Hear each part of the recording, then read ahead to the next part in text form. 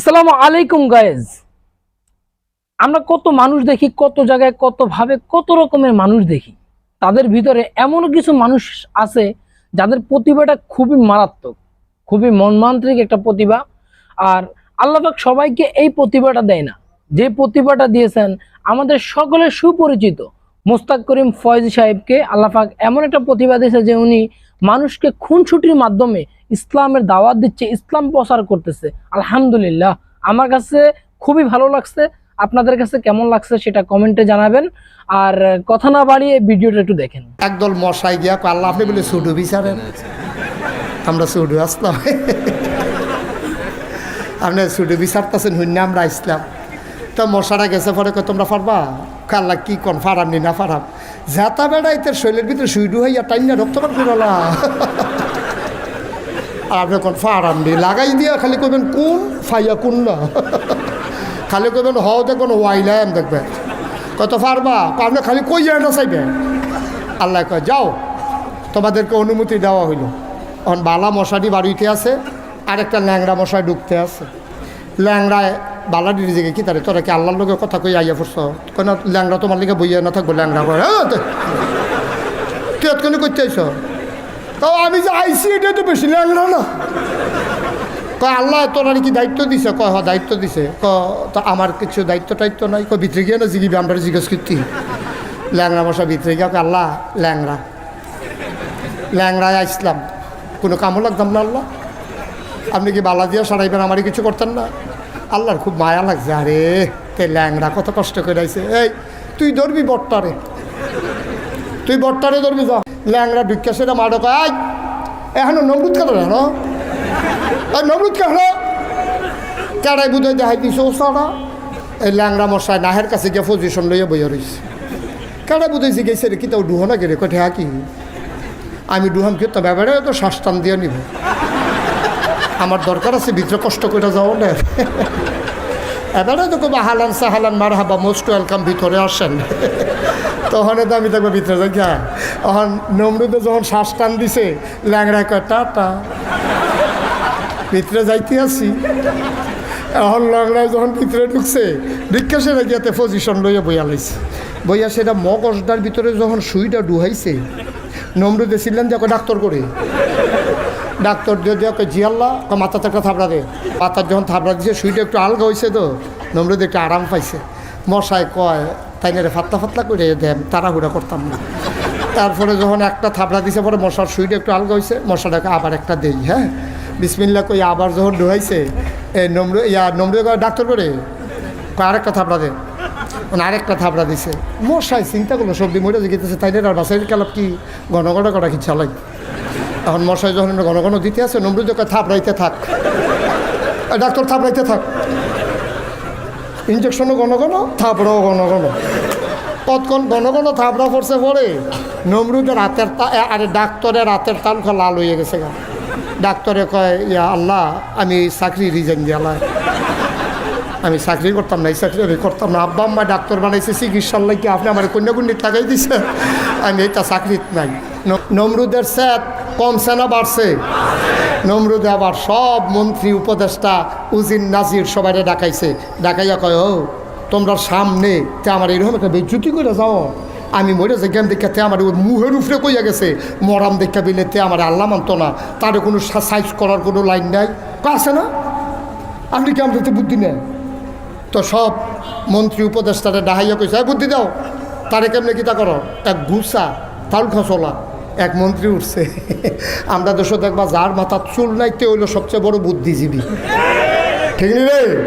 তো এই বুদ্ধিজীবী মার্কা বাইকটা মন্ত্রী ঘুষা, এই চুল নাই মাথার।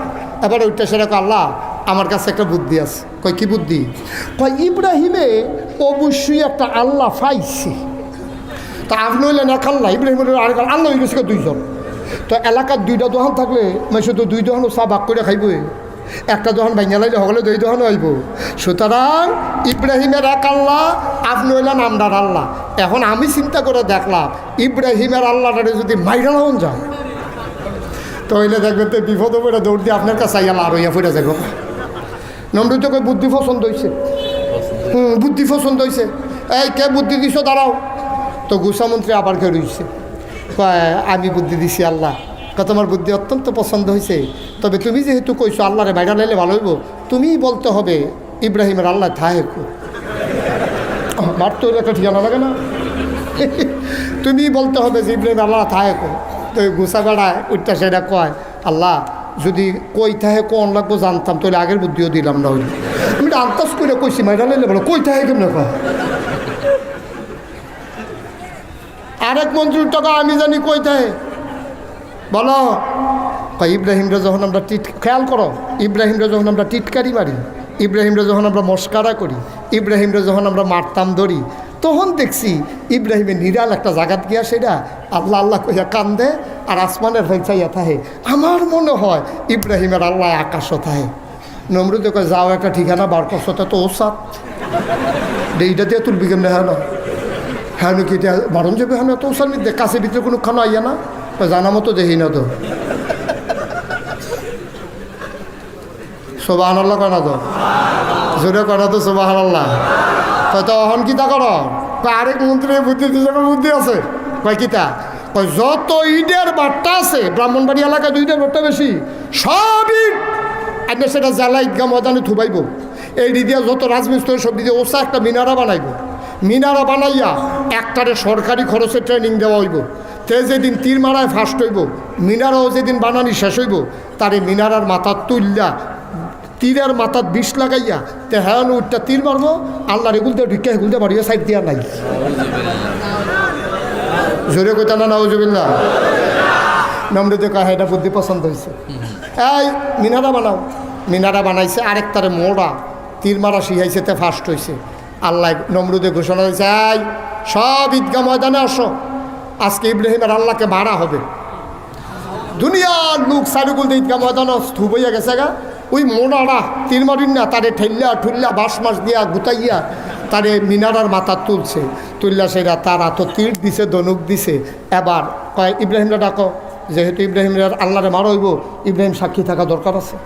ইব্রাহিম আলাইহিস সালাম রান্না নমরুদের লগে দিয়েছে আরও বয়াইছে মোড়াতে তীর দিয়া মিনারার মাথা তুলছে, নিষেধতে ঘোষণা দিছে নমরুদে মারো তীর। হাতে মারছে তীর, আল্লাহ দেখে না কি দেখে না জানে না কি জানে না, তারা কি কয় আল্লাহ শুনে না কি শুনে না। আল্লাহ ডাক দেয়া কয় জিবরাইল ও জিবরাইল আরে তোরা তো কইছিলি মানুষ বানাইয়েন না, আমি যেই দিন কইছিলাম ইন্নী জাইলুন ফিল আরদে খলিফা, আমি একটা কওম আমি একটা সম্প্রদায় মানুষ বানাতে চাই, তোরা কইসলি বানানোর দরকার নাই, সাইয়া দেখ আমি আদর করে বানাইলাম। এই অসভ্যের দলে কি শুরু করছে আমারে মারণের লেগে আয়োজন করছে, এটা তীর ধনুক দিয়া মারছে তীর, তুই একটা কাম কর তীরটারে ধর।